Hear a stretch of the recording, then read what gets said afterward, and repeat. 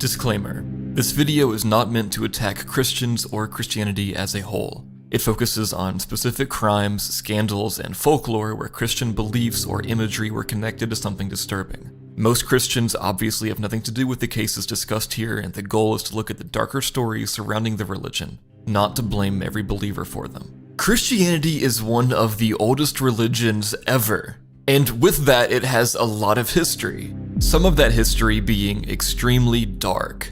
And today we're gonna learn about the horrors of Christianity. Don't forget to subscribe if you want more kind of content like this. My goal is to hit 500k by the end of the year, or follow on Spotify if you're there. And also I have an Instagram and a Discord, both linked in description if you want to hang out or follow me, and let's get into this. Tylee Ryan was 16. She had a best friend named Vaisha, who described her as the kind of person who made every room feel a little lighter. She had an Instagram, she took photos, she was a normal teenage girl. JJ Vallow was 7 years old. He had autism, and according to his mother's former friend April Raymond, their mother, named Lori Vallow, was patient with him in a way that was pretty remarkable. April said, and I'm paraphrasing the 48 Hours interview here, that JJ and Tylee were the center of Lori's world, that she did everything for them. Everything. And then something changed. Their mother, Lori Vallow, had been married 4 times by the time any of this started. She grew up Mormon, raised her kids in the church. From the outside, a normal American family. Hawaii for a few years, then back to the mainland, then Arizona. And normal stuff. Around 2017, Lori started reading a series of books by a man named Chad Daybell. Chad was a self-published doomsday author out of Idaho. He wrote apocalyptic religious fiction. He also claimed publicly to have visions of the future. He prophesied that the world would end in July 2020. He ran a small religious publishing company out of his house with his wife Tammy, who was a school librarian. They had 5 kids, and he gave talks at Latter-day Saints adjacent conferences about the end times. Lori became, in the words of people who knew her at the time, obsessed with his books.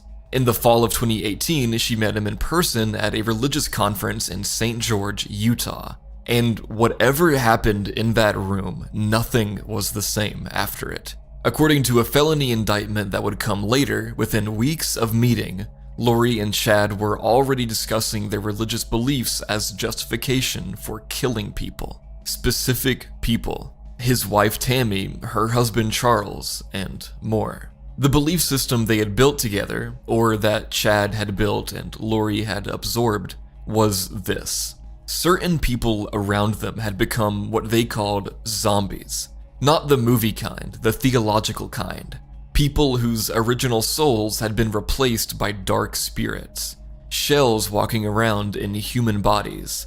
And zombies, in their framework, needed to be eliminated because God required it. Because the end was coming and only the right people could enter the new world. Lori had decided that JJ and Tylee were zombies, her own children.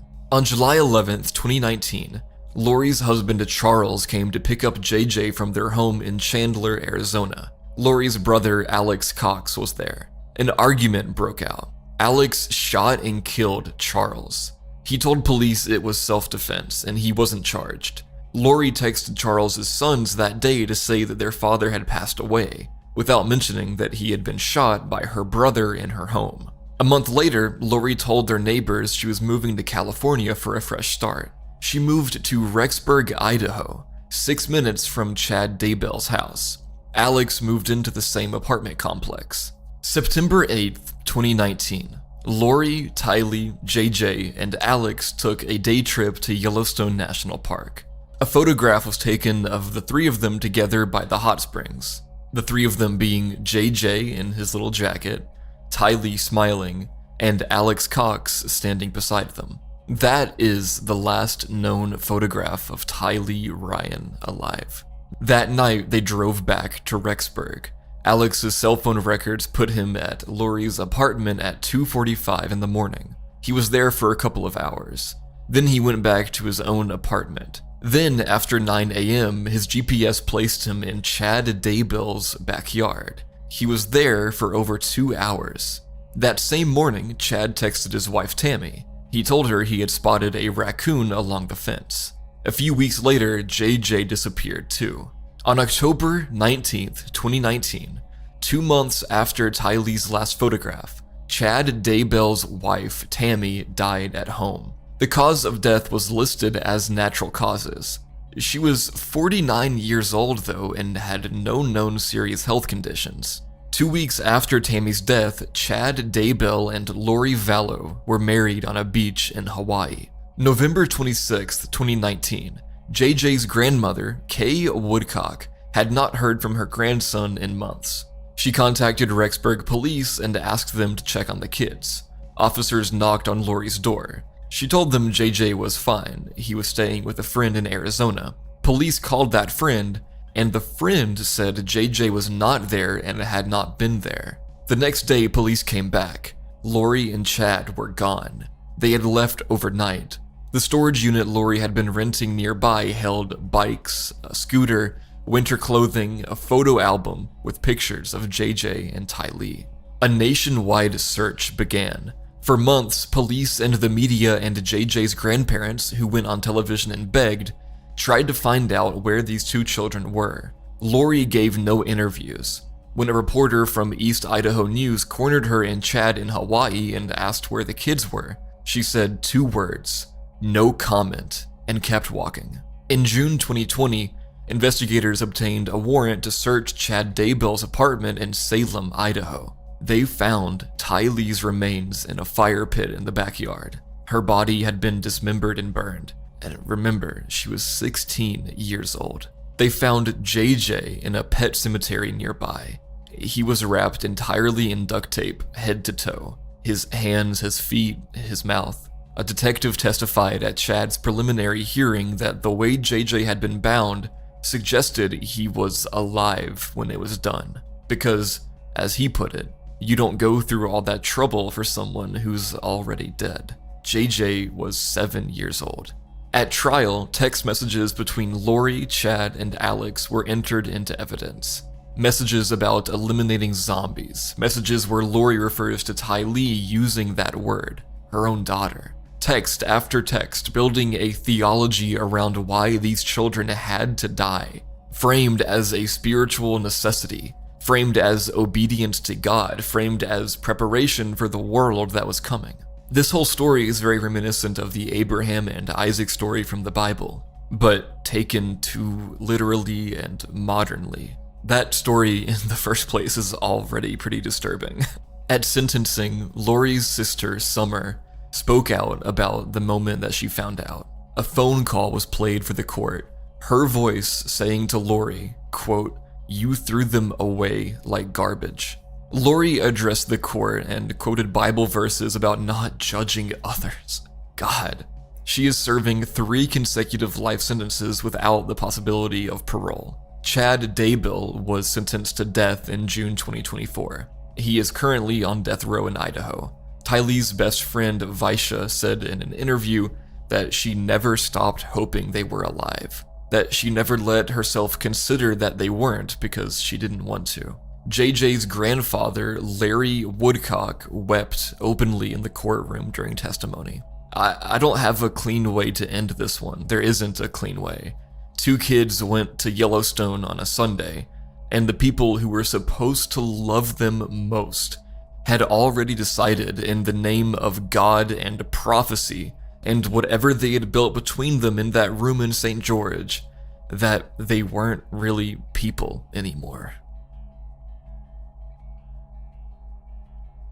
Arlie Naomi Proctor. Her name was Arlie Naomi Proctor. She was 3 years old. I want to just start with that and let it sit there for a second, because everything else in this case we're going to learn about, the church, the ritual, the court documents, the charges, all of it is going to hit differently if you hold on to the fact that we are talking about a 3-year-old girl. A kid who, according to her own mother in a YouTube video she posted months after her daughter's death, used to say, "I love you" so many times a day that it became its own kind of music. She was so sweet, her mother Claudia said into the camera. "My baby was such a sweet baby." Arlie lived with her mother, Claudia Elisa Hernandez, in Mountain View, California, about 10 miles south of San Jose. We don't have a lot of public information about Arlie's life before September 24th, 2021.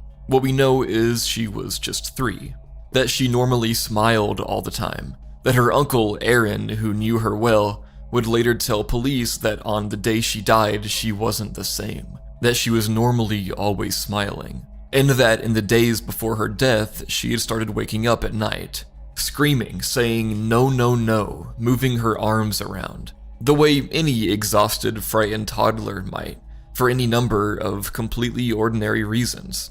A bad dream or a fever coming on.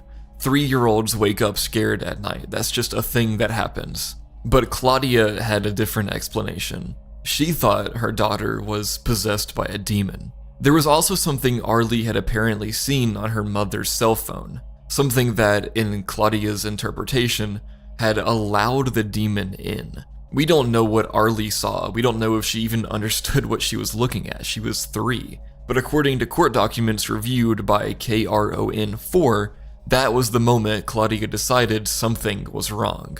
Not medically or psychologically, but spiritually. And she knew what to do about it. The church was called Iglesia Apostolis y Profetas. Iglesia Evangelica Apostolis y Profetas, to give its full name. It was a small Pentecostal congregation in a makeshift space at 1094 South 2nd Street in downtown San Jose. 25 members total. So it wasn't a megachurch. It wasn't some massive institution with a board of doctors and a PR team. It was a small family church, and the man running it was Arlie's grandfather, Rene Trigueros Hernandez, pastor, patriarch, the man at the center of his family's spiritual life. He was 59 years old. He had a son, Rene Aaron Hernandez Santos, who was 19, and a daughter, Claudia. And they all believed, deeply and genuinely, that God spoke directly to them. Aaron, when police later interviewed him, talked about the gifts he believed God had given him: speaking in tongues, the ability to heal, the ability to see visions, the ability to interpret tongues, the ability to reprimand spirits. Multiple gifts. He said it plainly in a police interrogation room with the confidence of someone describing the color of their own eyes. These weren't metaphors to him, they were real as the floor beneath him.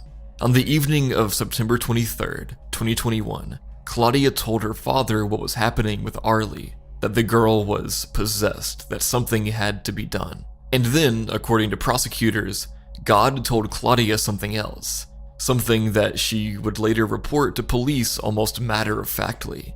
God told her that Arlie was going to die on September 24th. And apparently, God also told her something about why. According to Deputy District Attorney Rebecca Wise's court documents, God told Claudia this was happening because she was never meant to be a mother. I'm going to say that again. God told her she was never meant to be a mother. And Claudia's response to receiving this information from God was to go to the church. Claudia also, at some point before September 24th, went shopping. She bought a funeral dress for her daughter while Arlie was still alive. At approximately 6:30 in the morning on September 24th, Claudia brought Arlie to the church. Her brother Aaron was already there.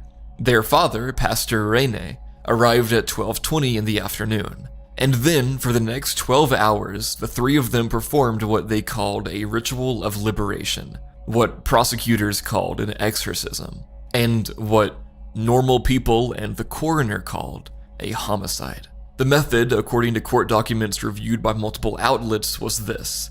They held her, one person around her neck, one around her abdomen, and one around her legs. They were trying to make her vomit, the idea being that if she could purge, the demon would leave with it. So they pried her mouth open, they squeezed her, they choked her over and over for 12 hours. Oh my god. And Arlie fought back. This is the part of the court documents that I genuinely had to stop reading for a minute, because what Assistant District Attorney Wise wrote in her court filing was specific. She wrote, "During this assault, Arlie Doe fought for her life as 3 trusted adults forcibly grabbed her by her neck, torso, back, and legs, smothered her by repeatedly attempting to pry open her mouth to make her vomit, and held her with so much force that she had internal bleeding and injuries." And then, quote, "The evidence shows that while this assault was ongoing, Arlie struggled to escape from her abusers. She clamped her mouth in resistance to the adults who were trying to pry it open." Unquote. She clamped her mouth shut, a 3-year-old girl being held down by 3 adults trying to keep them out. At some point during those 12 hours, Arlie stopped fighting. She became unresponsive, and according to investigators, none of the 3 adults attempted CPR. None of them called for an ambulance, not immediately, because they believed it was God's plan. Claudia had already been told this was coming. She had already bought the dress. The mother called 911 at 8:12 in the evening. When San Jose police officers Reyes and Porcelli arrived, they found Arlie on the floor of the church, unresponsive. First responders began life-saving measures immediately. She was transported to Valley Medical Center. At 8:59 p.m., she was pronounced dead. The medical examiner, County Chief Medical Examiner Michelle Jordan, performed the autopsy. What she found and would later testify to in court was this: bruising all over Arlie's body, her arms, her legs, her neck, blood running from her mouth, internal injuries to her brain, her heart, her pancreas, an acute hemorrhage in her trachea, brain swelling, blood in the lungs, injuries inside the mouth, marks on the neck. The cause of death was a combination of mechanical asphyxia and smothering, and the ruling was homicide. Now, here is something I want to flag, because I think it matters for the understanding of this case fully. None of this became public for 8 months. Arlie died on September 24th, 2021. The story didn't break until May 2022, and the reason it came out at all had nothing to do with a diligent investigation into what happened at that church that day. It was because police were investigating a completely separate case, the kidnapping of a baby boy named Brandon Queller, and that investigation happened to intersect with the same church. When investigators started looking at Iglesia Apostoles y Profetas in connection with the kidnapping, they found the records of what had happened to Arlie. A child died in a church in downtown San Jose, and it sat there unknown for 8 months until a different crime accidentally uncovered it. Claudia was arrested in January 2022 on felony child abuse charges.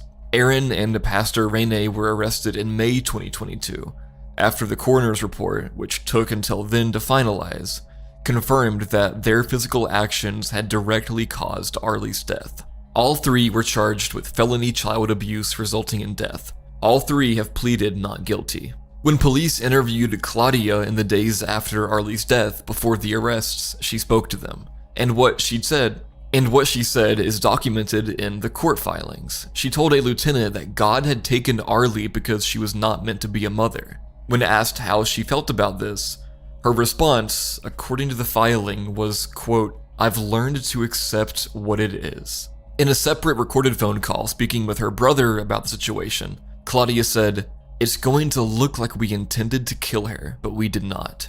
9 months after Arlie's death, Claudia posted a long video to YouTube.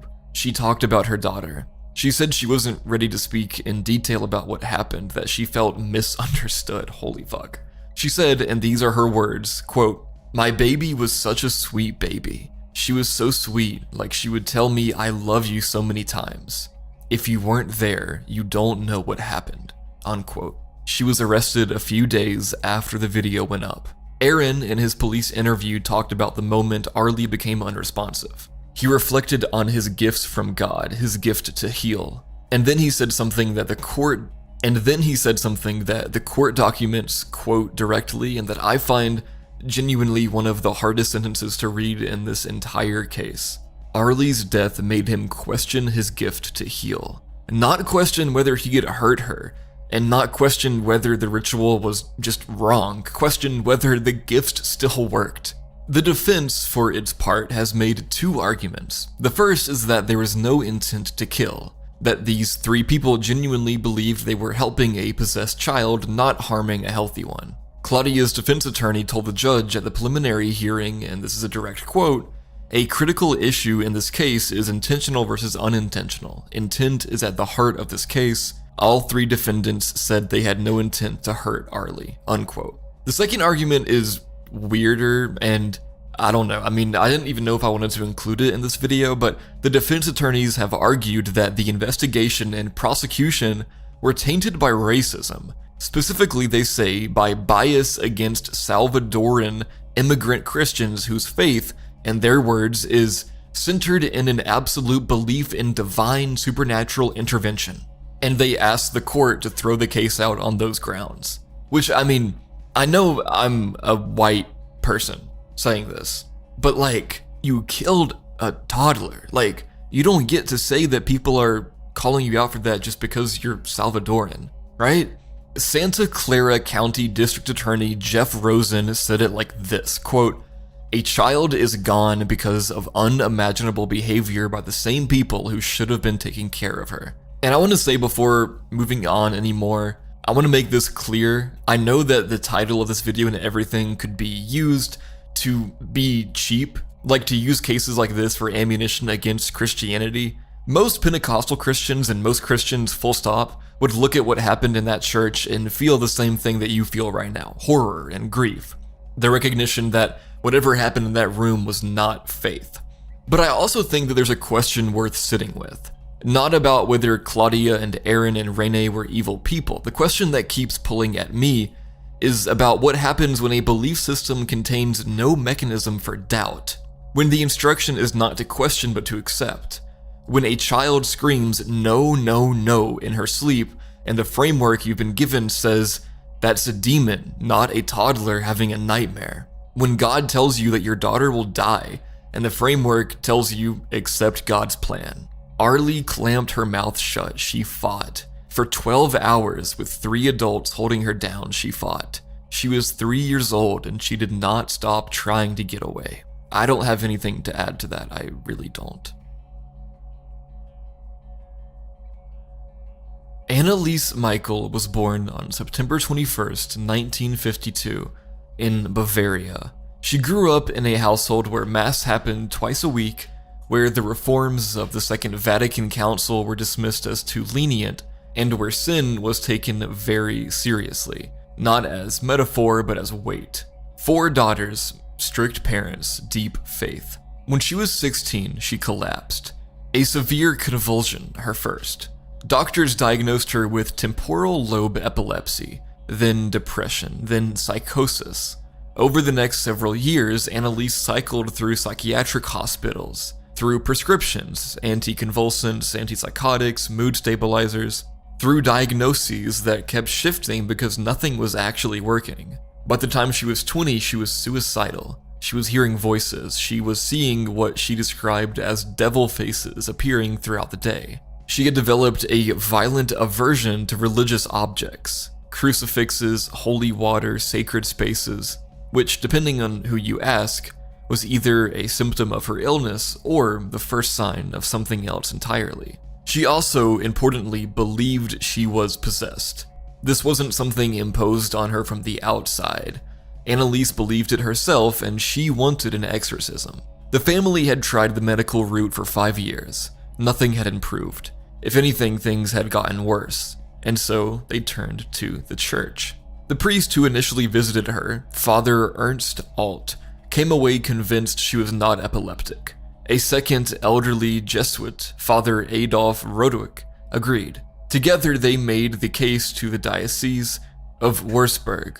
This was genuine demonic possession and required the church's formal response. In September 1975, the Bishop of Würzburg, Joseph Strankel, authorized the exorcism. He approved it under one condition: total secrecy. Salvatorian priest Father Arnold Rentz was appointed to lead the rites. Father Alt would assist. On September 24th, 1975, they performed the first session. There would be 67 in total, 1 to 2 sessions per week, each lasting up to 4 hours over 10 months. 42 of them were recorded on audio tape. Those recordings still exist, and they are, depending on your framework, either deeply disturbing evidence of a young woman in the grip of severe untreated psychiatric illness, or something else. And I guess I'll let you decide. What's documented on those tapes is this: voices that don't sound like Annalise's normal voice. Deep, guttural switching registers. At various points she claimed, or something through her claimed, to be 6 separate demons. Lucifer, Cain, Judas Iscariot, Nero, Adolf Hitler, and a 16th century priest named Fleischmann who had been excommunicated for misconduct. Father Alt was particularly disturbed by the Fleischmann identification, because he believed Annalise had no way of knowing who that was. The prosecution at the trial that would follow had a different explanation. She referred to herself in the plural during sessions, saying, "We are the demons." They said this was dissociation, that the voices, the names, the strange knowledge, these were the documented symptoms of epileptic psychosis interacting with a lifetime of immersion in Catholic theology. She knew the names because she had grown up in a world saturated with them. The devil and his associates were as familiar to her as family members. Meanwhile, outside the session room, Annalise was deteriorating. She stopped eating. She genuflected compulsively. There are accounts of her performing 500 deep knee bends in a single day, until her knees gave out and fractured. She tore off her clothes during sessions. She bit herself. She ate insects. She drank her own urine. She banged her head against walls until the family had to restrain her. And she keeps saying, with increasing conviction, that she was going to die, that her death was necessary, that she was sacrificing herself to atone for the sins of apostate priests and wayward youth. Her parents stopped consulting doctors at Annalise's own request, because she had decided the medical world had nothing left to offer her, and the priests hadn't said otherwise. Doctors would later testify that she could have been saved before her death, days before her death, with hospitalization and force feeding, that the window was open right up until it wasn't. On June 30th, 1976, Father Renz performed the 67th and final session. Annalise was so weak by that point that her parents had to physically support her through the genuflections. She could barely stand. On the tape, she speaks for the last time. First, she tells the priests to beg for absolution. Then she turns to her mother, and she says, "Mother, I'm afraid." On the morning of July 1st, 1976, Annalise Michael died at home. She was 23 years old. The coroner recorded her weight at 68 pounds. Her knees were fractured, her teeth were broken, she had bruises across her body and black eyes. Cause of death, malnutrition and dehydration. Ruling, homicide. The state charged all 4, her parents, Joseph and Anna Michael, and both priests, Alt and Renz, with negligent homicide. The Catholic Church financed the priest's defense. The parents hired Erich Schmidt-Leichner, a prominent attorney who had worked the Nuremberg trials. The trial opened March 30th, 1978, and drew intense public attention across Germany and beyond. The prosecution's argument was straightforward. Annalise had documented psychiatric diagnoses. The exorcisms had not treated those diagnoses, they had replaced treatment. The people responsible for her care had watched her starve and done nothing, and then she died. The defense's argument was also in its own way straightforward. The German Constitution protects freedom of religious practice. The exorcism had been approved by the church. All parties had acted in sincere religious good faith. And then, the defense played the tapes in court. All of those recorded sessions. The voices, the names, the guttural sounds. Let the jury sit with that and tell us that that was just illness. The priests went further. They told the court the demons had been successfully expelled, that the exorcism had worked.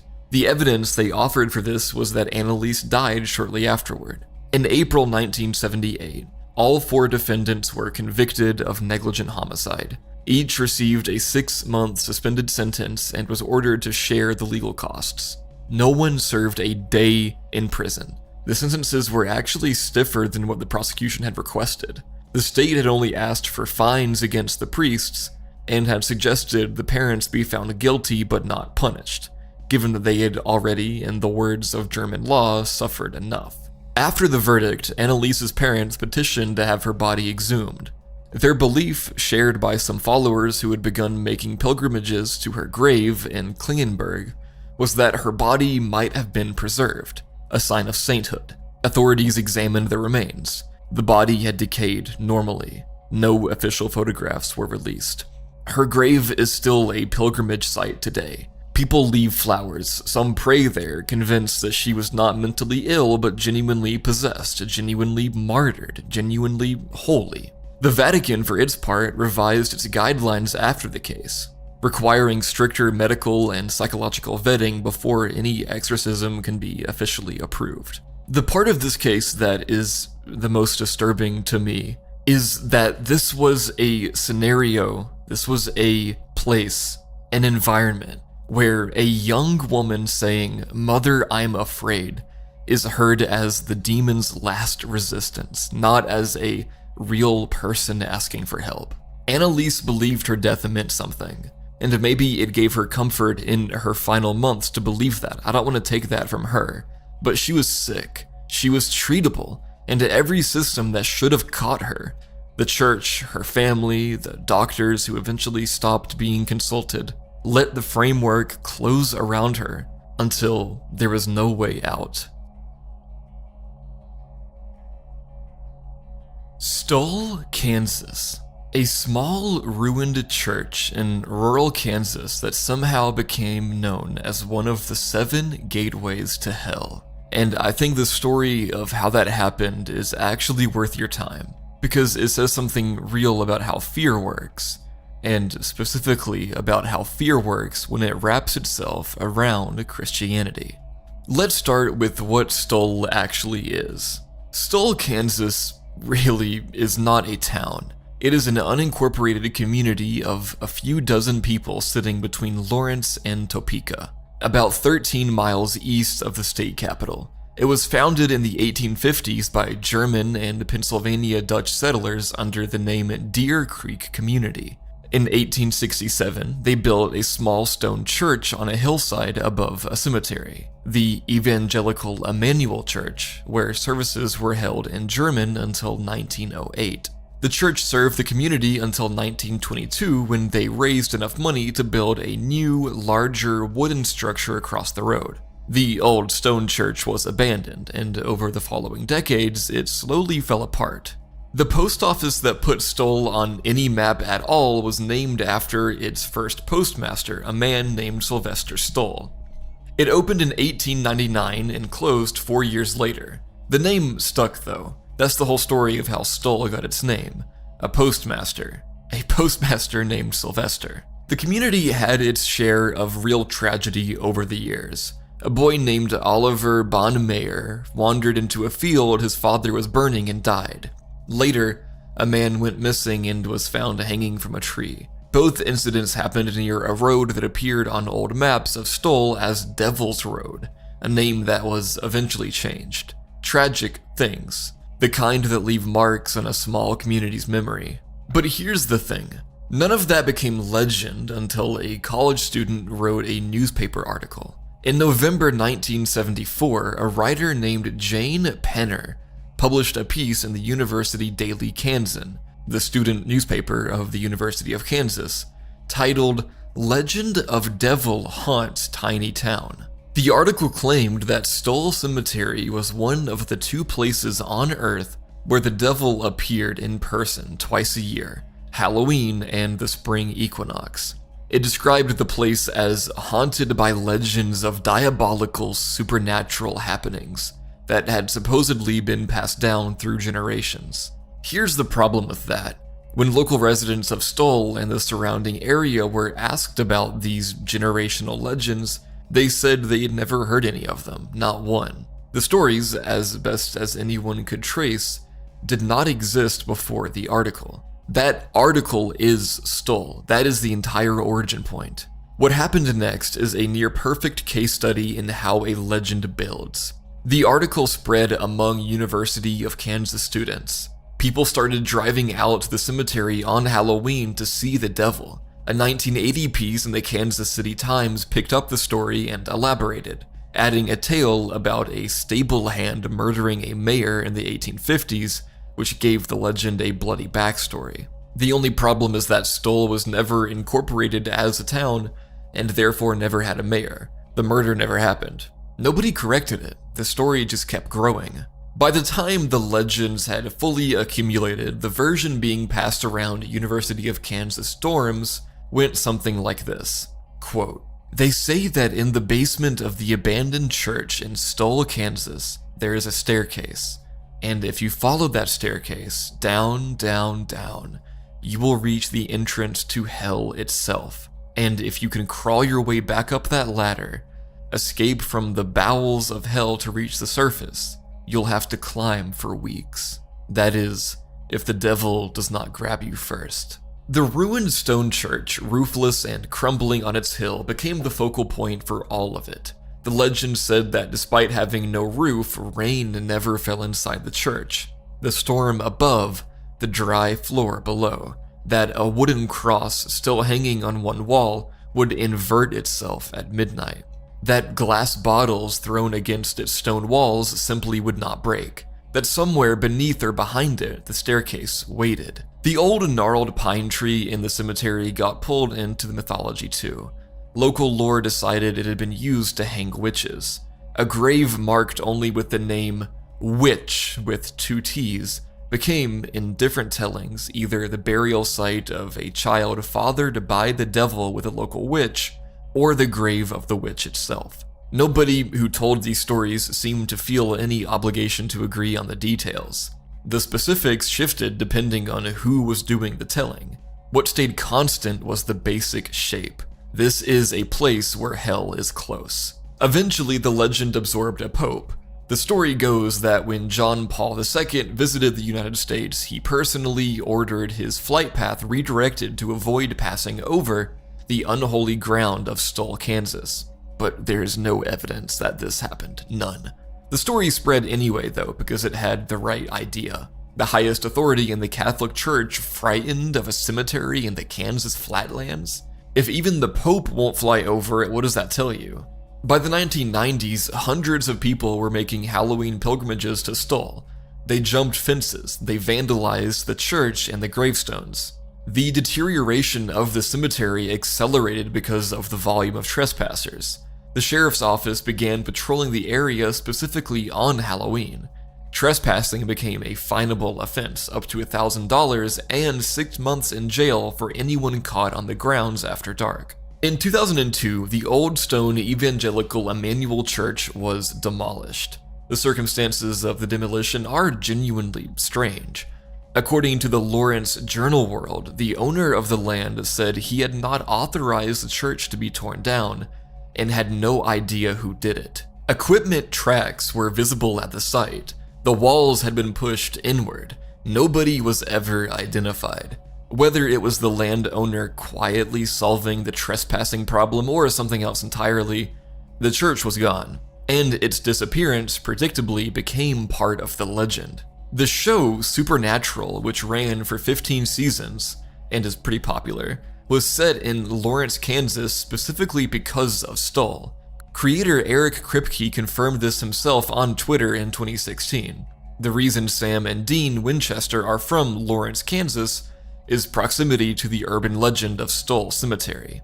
And the season 5 finale is supposed to take place at Stoll. In July 2022, the new church across the road, the wooden one built in 1922, the one that the community actually uses, caught fire, and officials believe it was a lightning strike. So what do I actually make of Stoll? What I find pretty interesting about it is how it's been able to prevail and be around for so long.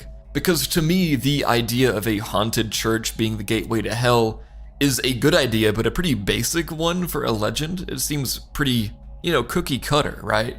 So the fact that one town has been able to have this for so long is really interesting. Maybe it's not just a legend. I mean, there's something about the visual of a church in decay that triggers something in the imagination. Maybe because a church is supposed to represent order against chaos, the sacred against the profane, especially with details like the cross being inverted at midnight. Especially to Christians, it's pretty haunting and interesting. The Christianity that produced Stoll's legend is the same Christianity that built the church in 1867. The one that takes the devil seriously, that sees the world as a genuine battlefield between good and evil, and believes that specific places can be holy or unholy. Given all that, an abandoned church in the middle of nowhere is an almost irresistible location for the dark side of that exact theology to grow in. To put it poetically, the building was empty and something had to fill it. Nobody at Stoll was hurt by the legend. The community was annoyed, then exhausted, then resigned. The cemetery was vandalized. The old church was eventually demolished. The legend is still running. People still drive out there on Halloween, find the gates locked, take photos from the road, and go home. There is no gateway to hell in Stoll, Kansas. There never was.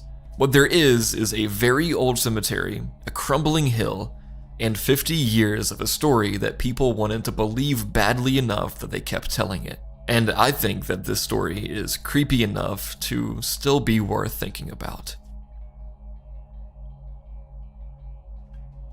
Elizabeth Rose Struss was 8 years old. She had type 1 diabetes. She needed insulin every day to stay alive. This is not a complicated medical situation. It's one of the most manageable chronic conditions in modern medicine. Children with type 1 diabetes grow up, go to school, play sports, have careers, live full lives. The only non-negotiable is the insulin. Elizabeth didn't get it, and the reason she didn't get it is what this case is about. Before we get to January 2022, when the majority of this case happens, we need to go back to 2019 because this story has a prequel, and the prequel matters enormously. In 2019, Elizabeth was 6 years old.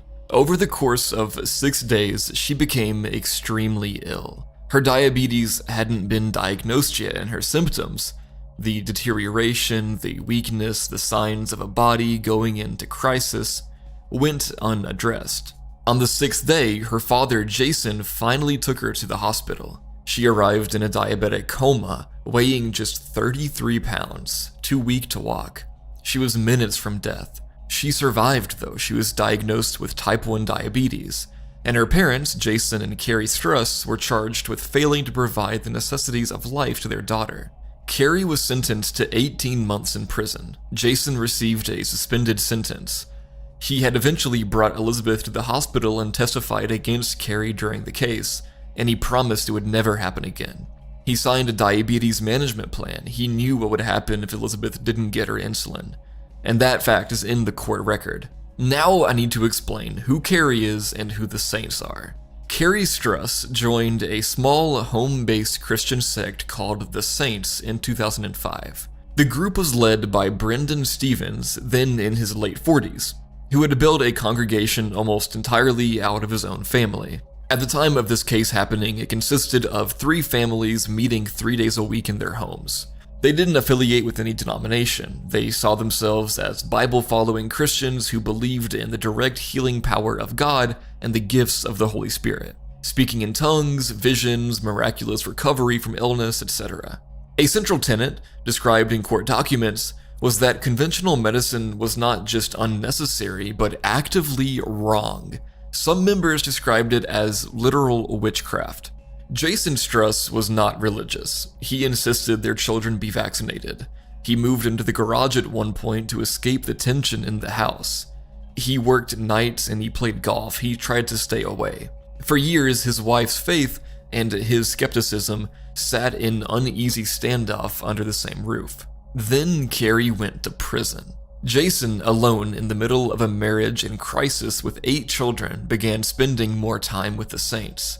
They rallied around him, they supported him, and somewhere in those months, while his wife was serving time in a Queensland prison for letting their daughter nearly die, Jason Struss converted. On August 21st, 2021, Brendan Stevens baptized him into the Saints, and Jason described it as the greatest day of his life. To the congregation, his conversion was proof of God's power. Here was a man who had openly opposed their teachings, who had once been the household's lone voice for medicine and reason, and now he was one of them. Carrie, when she heard the news from prison, changed her mind about leaving him. She said he seemed like a new person, calmer, transformed. Carrie was released from prison on December 16th, 2021. 16 days later, on New Year's Day 2022, Jason Struss stopped giving Elizabeth her rapid-acting insulin. On January 2nd, he stood up at a church meeting and declared that God had healed Elizabeth of her diabetes. That night, she received one final dose of slow-acting insulin. The following morning, her glucose levels happened to read as normal, a temporary fluctuation that Jason interpreted as divine confirmation. He told Elizabeth to put away her glucometer. She didn't need it anymore. The congregation praised what they called a miracle. Elizabeth Struss used her glucometer for the last time on January 3rd. Over the next 4 days, Saints members took turns sitting by her bedside, monitoring her as she deteriorated. They sent text messages to each other with updates. The words they used were restless, vomiting, fairly weak. Throughout all of it, Stevens repeatedly told the parents the same thing: God shall prevail. Justice Burns, in his written ruling, noted that any genuine belief that God had intervened ought to have been dispelled as church members watched Elizabeth slide into severe illness in front of them. Instead, they called for more prayer, sang hymns, and talked about the goodness of God. Diabetic ketoacidosis, what happens when a type 1 diabetic goes without insulin, is not a quiet death.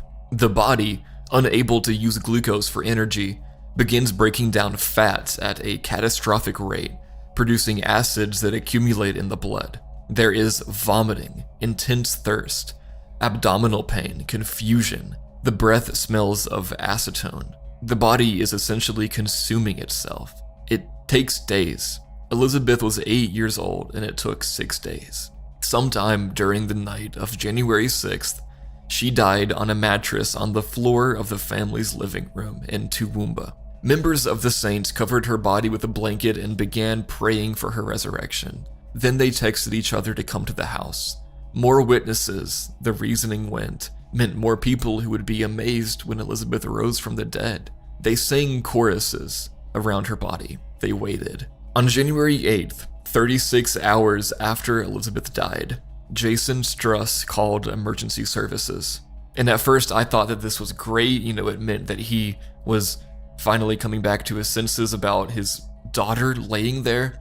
But apparently the decision to call, according to one church member, was made so that paramedics and the police would also be present to witness the resurrection. In a police interview recorded shortly after her death, Jason told officers that he was happy for her. And Stevens, when police asked about the events, said, "Whatever the Lord's plan is for us, we will follow it." All 14 defendants refused to enter pleas when the case came to trial. Not guilty pleas were formally entered on their behalf by the judge. Stevens opened the proceedings by telling the court that this was religious persecution. When prosecutor Carolyn Marco stated during closing arguments that Elizabeth would not rise from the dead, the defendants laughed. The trial ran for 9 weeks before Queensland's Supreme Court Justice Martin Burns, who heard it without a jury. He spent nearly 5 months considering his verdicts. On January 29th, 2025, he delivered them. All 14 guilty, every single one, no exceptions. Stevens and Jason Struss had been charged with murder. Burns reduced both to manslaughter, finding he could not be satisfied beyond reasonable doubt that either man had known Elizabeth would probably die. Jason, because he appeared genuinely catastrophically convinced that God would not allow it. At sentencing in February 2025, Burns sentenced Stevens to 13 years in prison. He called him a dangerous, highly manipulative individual. The other 12 received between 6 and 9 years. Elizabeth's brother, Zachary, who was 22 and had grown up inside the sect, received 6 years. Burns told all of them, quote, "Elizabeth suffered a slow and painful death, and you are all, in one way or another, responsible." Outside the court, Elizabeth's older sister, Jade, who was not a member of the Saints and had watched all of this from the outside, spoke to reporters. She said she was relieved, and then said something that I think is probably the most important sentence in this entire case. Quote, "Although we had a good outcome today, I have to acknowledge the system failed to protect Elizabeth in the first place." She's right. And it's worth sitting with that because the system failed Elizabeth twice. The first time was 2019. When her parents were convicted, Carrie went to prison, Jason got a suspended sentence, and Elizabeth went home to the same house, to the same mother, to the same sect, the same beliefs. Nobody removed her. Nobody put in place any mechanism that would ensure she was safe when Carrie came home. The system just said this is handled, and then Carrie came home 16 days before Elizabeth stopped getting her insulin and nobody was watching. Stevens is described in the sentencing as having procured and aided Elizabeth's death by encouraging Jason to stop the insulin, but I think it's worth noting that Carrie Struss, who had already been to prison once for almost letting this child die, who knew exactly what insulin deprivation looked like in Elizabeth's body, was the one who encouraged her newly converted husband in January 2022. She knew everything. She should have known better. And I want to be precise about what this case is and isn't. Just, the Saints were not a mainstream Christian denomination. They were a small, isolated group whose theology had drifted far enough from anything recognizable that calling them simply Christian is just wrong.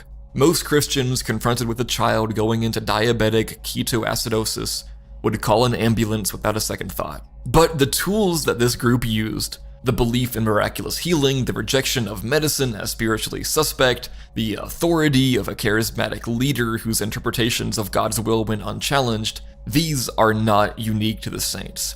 They exist on a spectrum that runs through many religious communities. The Saints just took them further than most, far enough that 14 people stood in a room and watched an 8-year-old girl die over 6 days, and called it faith. Elizabeth's sister Jade said Elizabeth had big dreams of helping others with diabetes one day. She had wanted to do something with the condition that had defined her short life. She was 8 years old. This section doesn't really have one name. I just kind of wanted to talk about a bunch of examples across history of Christianity being forced onto people in varying ways. This is not an argument that Christianity is uniquely evil. It isn't at all. Every major institution in human history has abused power. But Christianity is the subject of this video, so yeah.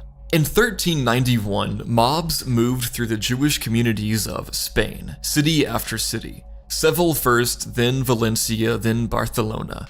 The choice they offered was to either convert to Christianity or die. Thousands of Jews were baptized at Swords Point that year, forced into a faith they didn't hold under threat of violence from people who believed they were doing God's work. This wasn't a one-off either. It was the culmination of centuries of escalating pressure. King Sigismund of the Visigoths had issued a decree in 612 CE ordering all Jews to accept baptism within a year or face, quote, scourging, mutilation, banishment, and confiscation of goods. In the years that followed, forced conversion was used repeatedly as an instrument of Christian state power, against Jews, against Muslims, against conquered indigenous populations in the Americas, against enslaved people who were told their souls needed saving even as their bodies were being bought and sold. The logic of forced baptism is also something I think that's worth spending a moment with because it's genuinely strange. The theological premise of Christianity is that faith is a matter of the heart, a voluntary turning toward God. Forced conversion is internally incoherent. You cannot compel genuine belief. The people being baptized at Swords Point in 1391 Spain knew this. The priests performing the baptisms presumably knew it too. What forced baptism was doing was not saving souls, it was just marking of bodies. That's fucked. It was bringing people under the legal and social jurisdiction of the church. It was a political move. And it was fucked up and it was dressed up as mercy. Now, the most sustained and systematic expression of this same logic in the modern era happened not in medieval Europe, but in Canada and the United States, and it did not end in 1614. The last Canadian residential school closed in 1996. Between the 1860s and the late 20th century, the Canadian and American governments, in explicit partnership with Christian churches, ran a network of residential schools for Indigenous children. The purpose, stated plainly by Canadian official Duncan Campbell Scott in 1920, was, "Our object is to continue until there is not a single Indian in Canada that has not been absorbed." That's, what the fuck? In the United States, the policy was articulated even more bluntly by the founder of the Carlisle Indian Industrial School, Richard Henry Pratt, whose stated goal was to, quote, "kill the Indian, save the man." Holy fuck. Approximately 150,000 First Nations, Métis, and Inuit children were forcibly removed from their families and sent to Canadian residential schools. About 70% of those schools were administered by the Roman Catholic Church. The remainder were run by Anglican, Methodist, and Presbyterian churches. In the US, Catholic and Protestant denominations operated more than 150 boarding schools across the 19th and 20th centuries. What happened inside these schools is documented, which is kind of fucked up because it assumes that the people running them thought that what they were doing was okay. Children were prohibited from speaking their languages. If they did, they were beaten. They were prohibited from practicing their cultures, their ceremonies, their spiritual traditions. They were taught through punishment, humiliation, and in many cases direct violence, that who they were was wrong, that their families were savage, and that God required them to be someone else. Nuns and priests used Christian teaching to enforce compliance, deploying the fear of hell as a disciplinary tool. Thousands of children died. The 2015 Truth and Reconciliation Commission documented 3,200 confirmed deaths in Canadian schools. But researchers believe the actual number could be 10 times higher. Most deaths were never recorded, never reported to families, and children were buried in unmarked graves on school grounds. In 2021, the remains of 215 children were discovered at the former Kamloops Indian Residential School in British Columbia. Some were as young as 3 years old. More unmarked graves were found at schools across the country in the months that followed. The death rate at residential schools was, at its worst periods, higher than the death rate among Canadian soldiers during World War II. Children who ran away and were caught were brought back and punished. Children who died were often buried without their families being told. Children who survived carried the trauma home, and through them, it passed to the next generation. In 2008, Canadian Prime Minister Stephen Harper issued a formal apology. In 2022, Pope Francis traveled to Canada and offered an apology on behalf of the Catholic Church. The missionary Oblates, one of the main religious orders involved, had previously apologized for their, quote, "role in the cultural, ethnic, linguistic, and religious imperialism," unquote, of the residential school system. Now, in the mid-20th century, a movement emerged in the United States that took the basic architecture of Christian theology, the chosen people, the covenant with God, the coming apocalypse, and rebuilt it from the ground up around white supremacy. The Christian identity movement holds that white Europeans of Anglo-Saxon descent are the true Israelites of the Bible. The actual people who call themselves Jewish are, in Christian identity theology, not God's chosen people, but the literal offspring of Satan. People of African descent are classified within the movement's framework as, and I am quoting here, I would never say this is just how fucked up this movement is, but quote, mud people, unquote. And they're thought of as pre-Adamic creatures created before the true human race. This is not a fringe interpretation that Christianity reluctantly acknowledges. It is a deliberate, systematic weaponization of biblical text built specifically to give theological legitimacy to racism. Every element of the ideology, the lost tribes, the covenant, the coming holy war, is sourced directly from scripture and reframed. It gives white supremacy the weight of divine mandate. It tells its followers that they're not hateful, they're righteous. Christian identity grew from the British Israelism movement of the 19th century and was radicalized in mid-20th century America by figures like Wesley Swift, who actively incited violence in his sermons during a period when the civil rights movement was threatening the racial hierarchy that Christian identity was built to protect. Followers of Christian identity have been convicted of bombings, assassinations, hate crimes, and armed robbery across several decades. And that's it. I had like 2 more paragraphs in my script, but I don't want to read more about this. In the second half of the 20th century, A network of Christian ministries, counselors, camps, and para-church organizations grew up around a single premise: that being gay was a disorder, and that through prayer, accountability, shame, and religious pressure, it could be fixed. It couldn't.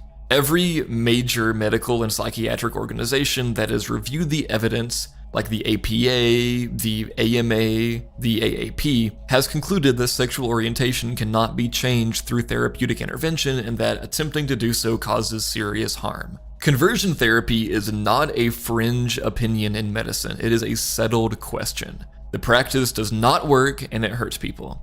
What the research shows is this: LGBT people who underwent conversion therapy have nearly doubled the odds of lifetime suicidal ideation compared to those who didn't. They have 75% higher odds of planning a suicide, and 88% higher odds of attempting one. Among youth specifically, those who underwent conversion therapy were more than twice as likely to have attempted suicide in the past year compared to LGBT youth who had not.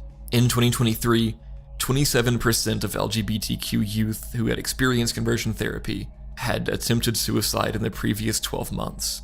That's a crazy number. Approximately 700,000 LGBT adults in the United States have received conversion therapy at some point in their lives. About half of them received it as adolescents, and that's really not a small number at all. That is a generation of people who were told in the language of faith and in the name of God that something essential about who they were was broken and sinful and possessed in need of correction. The real particular horror of Christian-based conversion therapy is its intimacy. It wasn't usually strangers, it was parents and pastors and youth group leaders, the people a teenager was supposed to trust most. And the message came wrapped in love. We want to help you. God made you for something better than this.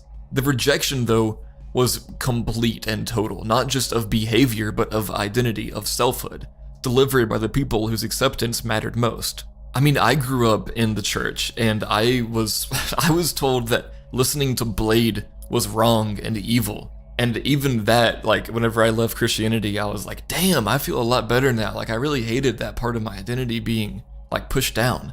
Imagine it being this big of a part of your identity. The Trevor Project, which provides crisis support for LGBTQ youth, estimates the total cost of conversion therapy in the US, including its downstream consequences in mental health treatment, substance abuse, and suicide, at $9.23 billion annually. Many US states have now banned conversion therapy for minors, but many have not. Now, the prosperity gospel is the most recent expression of this pattern, and in some ways the most widespread. 30% of the 50 largest churches in America follow word of faith inspired teachings. More than 60% of prosperity gospel congregations exceeded 5,000 members. This is mainstream American Christianity for tens of millions of people. The theology says that God rewards faith with material blessing. Wealth is evidence of God's favor. Poverty, by implication, is evidence of insufficient faith. And the mechanism for accessing God's blessing is giving, specifically giving money to the ministry. The term used is seed faith. You plant a financial seed and God multiplies it back to you.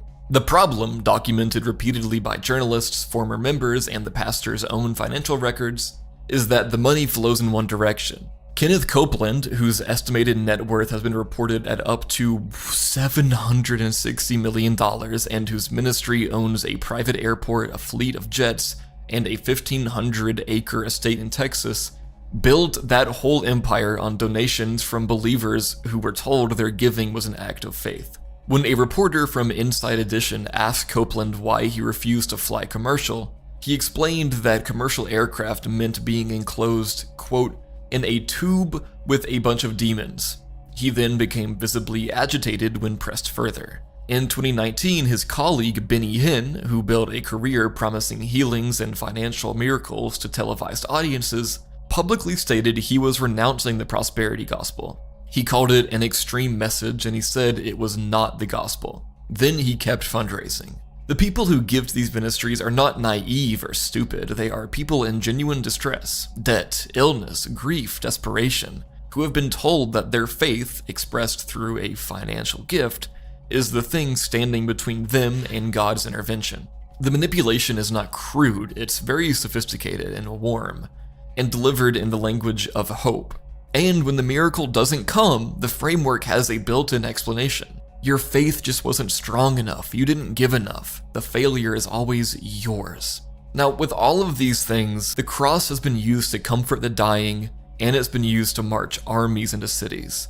It's been held over baptismal fonts and over children being beaten for speaking their own mother's tongue. The question worth sitting with isn't whether Christianity is good or bad. The question really is, who has the power and who doesn't? In the winter of 1886, a team of French archaeologists were digging through a burial site in Akhmim, a city in Upper Egypt, when they opened the grave of a Christian monk. Inside, carefully placed alongside the body, was a small manuscript, parchment leaves, handwritten, preserved in the dry Egyptian earth. The monk had been dead since roughly the 8th or 9th century. Whatever the manuscript was, he had considered it important enough to take with him. What they had found, though they didn't know it yet, was one of the most significant lost texts of early Christianity. A document that had been cited, debated, read aloud in churches, treated as scripture by some of the most influential theologians of the ancient world, and then slowly forgotten, excluded, buried, literally, as it turns out. The text was the Apocalypse of Peter, and scholars would later describe it as the first Christian treatise to describe in great and repulsive detail the crimes and punishments of those suffering in hell, and the primary source of the vivid, spatially realized hellscape that Christianity would carry forward for the next 2,000 years. Before I get into what the text actually says, I want to spend a moment on what it is and where it came from, because the history of this document is almost as strange as its contents. The Apocalypse of Peter was written sometime between 100 and 150 CE, the 2nd century, when the Christian movement was still young, still taking shape, still arguing about what it believed and which texts carried authority. It was not written by Apostle Peter. Nobody seriously claims that anymore. It's what scholars call pseudepigraphal, a text written in someone's name to give it weight, a common practice in both Jewish and early Christian literature. The actual author is unknown. The text presents itself as a vision granted by the risen Christ to Peter. Together they tour 2 places, first heaven, then hell. Heaven gets a relatively brief treatment. A garden, fragrant and beautiful, the righteous shining and singing. Then comes hell, and hell gets everything. The text is, and this is the word scholars use, not me embellishing, meticulous. The category of sinner. Each category of sinner receives a punishment specifically tailored to their transgression. The logic is proportional, almost legalistic. You did this specific thing, therefore this specific thing will be done to you forever. Blasphemers are hung over fire by their tongues. Those who pervert righteousness, which is just the text term for corrupt judges, are tormented in a lake of flaming mud. Women who, in the text's language, adorn themselves to seduce men, are hung by their hair above a bubbling pit of mire. The men who had sex with them are hung by their heads or feet over the same hideous swamp. Murderers are cast into pits crawling with venomous creatures, tormented in the presence of the people they killed. People who had sex in ways the text deemed deviant are driven by punishing angels to the edge of a great cliff and then thrown off, and then forced back up it and then thrown off again, endlessly without stopping. Usurers, idolaters, sorcerers, child killers, each category has its own corresponding fate, administered by angels described in the text as wearing dark clothing. The operating principle, as one scholar summarizes it, is punishment in kind. What you did is done to you, but now permanently in fire, in the dark, watched by the people you wronged. Now here's the thing that I find genuinely astonishing about this text. It almost made it into the Bible.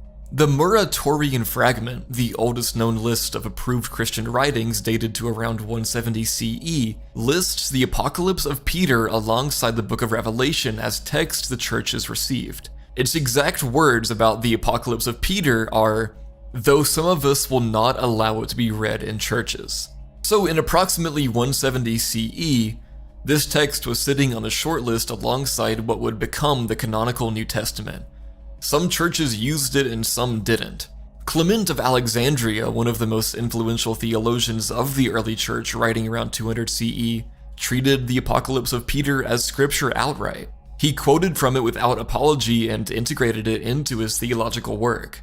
The 5th century historian Sozomen records that to his knowledge, the text was still being read annually in certain churches in Palestine on Good Friday, the holiest day of the Christian calendar. Then it disappeared, excluded from the canon as the church's leadership consolidated around a specific set of texts, copied less and less, eventually lost, surviving only in references in other people's work, ghost citation, footnotes, and theology nobody was reading. For roughly 1500 years, the Apocalypse of Peter existed only as a rumor of itself, until a French archaeologist opened a monk's grave. A second, longer version in the Ethiopic language was discovered in 1910, and the two versions differ from each other in pretty significant ways. The order of heaven and hell is reversed in one, the Ethiopic version contains passages scholars believe were added later, and the theological implications shift between them. The Ethiopic version contains a passage suggesting that eventually, through the intersection of the righteous, even some of the damned may be released from their punishment. This was controversial enough that the text ends with Peter being instructed to hide the revelation in a box, so that foolish men may not see it. Scholars who study the Apocalypse of Peter say that it was almost certainly written during a period of persecution, when early Christians were being arrested, executed, and marginalized by Roman authorities. The argument is that the text's purpose was not primarily to frighten believers into good behavior, though that was part of it. It was to comfort people who were suffering. The message underneath all the graphic torture was, the people who are doing this, you will be punished. God sees what's happening. Justice is coming, and it will be precise. That context doesn't make it any less disturbing, but it does make it a bit more human. The Apocalypse of Peter is not the product of pure cruelty. It's the product mostly of people who are being hurt trying to make sense of a world where the wrong people seem to be winning. Hell in this reading is not sadism, it is the imagination of justice in a world where justice wasn't arriving. The problem, of course, is what happens when that imagination gets institutionalized. When the persecuted become powerful and the hell they imagine for their oppressors becomes a tool for their own authority. The text that was written to comfort the powerless becomes, in the hands of the powerful, a threat, a warning directed inward, a room you can be put in. We don't know who wrote the Apocalypse of Peter. We don't know their name, their city, whether they were man or woman, what they suffered, whether they survived. What we have is the document they left behind, found in a dead monk's grave, describing in careful detail what God planned to do to the people who had made life unbearable. But no matter what, it's pretty safe to say it is very disturbing.